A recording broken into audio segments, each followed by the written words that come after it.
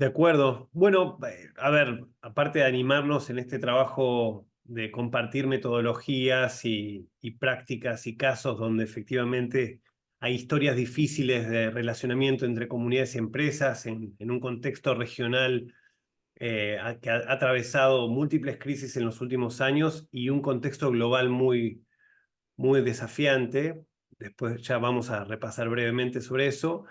La posibilidad de compartir casos en la región de práctica durante los últimos 20 años de cómo se han producido no solo conflictividades, digamos, donde no pretendiendo eliminar la conflictividad, sino transformar su dinámica hacia escenarios más constructivos, permitieron no solo que se produzcan desarrollo económico, sino que también se pueda producir protección de derechos humanos, al mismo tiempo, una y la otra.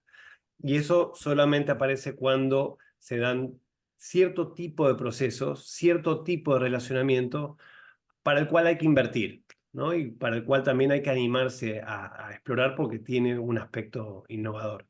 Así que creo que la invitación acá es animarse a innovar, ¿no? En un contexto crítico. Quizás podemos empezar por ahí, porque el contexto, no estamos hoy viviendo una situación de relaciones internacionales muy tensionada.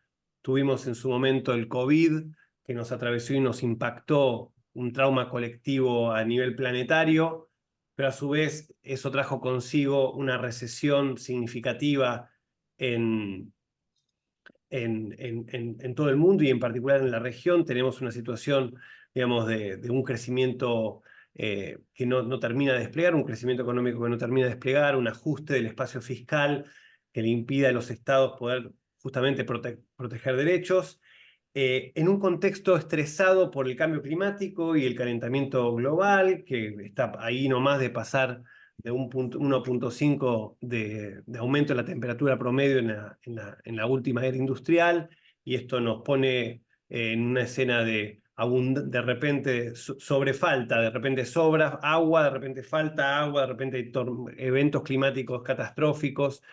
Bueno, y nuevos vectores, nuevas enfermedades, situaciones de mucha tensión allí.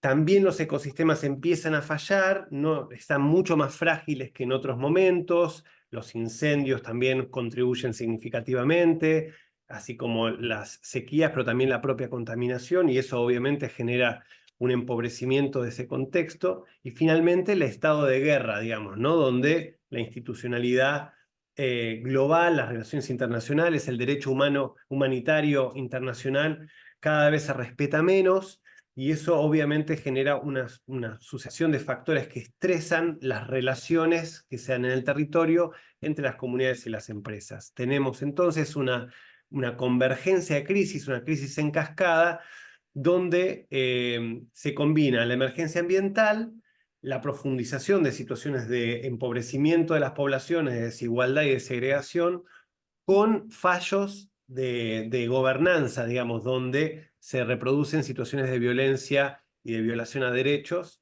y en una economía mundial que, bueno, está muy agitada, digamos, en una situación de mucha turbulencia, con lo cual la palabra central en esto es crisis e incertidumbre. ¿Cómo poder transitar, cómo poder navegar estas aguas turbulentas desde los territorios con proyectos específicos?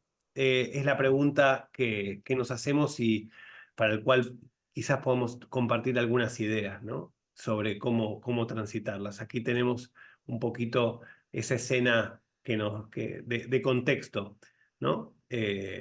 Un poco para cerrar esta escena difícil. Se agregan desafíos propios por el crimen organizado transnacional, justamente en los fallos del Estado, las dificultades que tiene para garantizar el Estado de Derecho. También aparecen estas redes que capturan, que reproducen situaciones de violencia, así como las crisis sociales y económicas y políticas producen procesos migratorios que desestabilizan también zonas de frontera. Con lo cual, la escena, Mara, no es una escena en principio amigable, digamos, ¿no? soñada, es bastante pesadillesca. La pregunta es cómo podemos construir escenarios de buen vivir y de coexistencia y desarrollo endógeno regenerativo en este contexto, ¿no?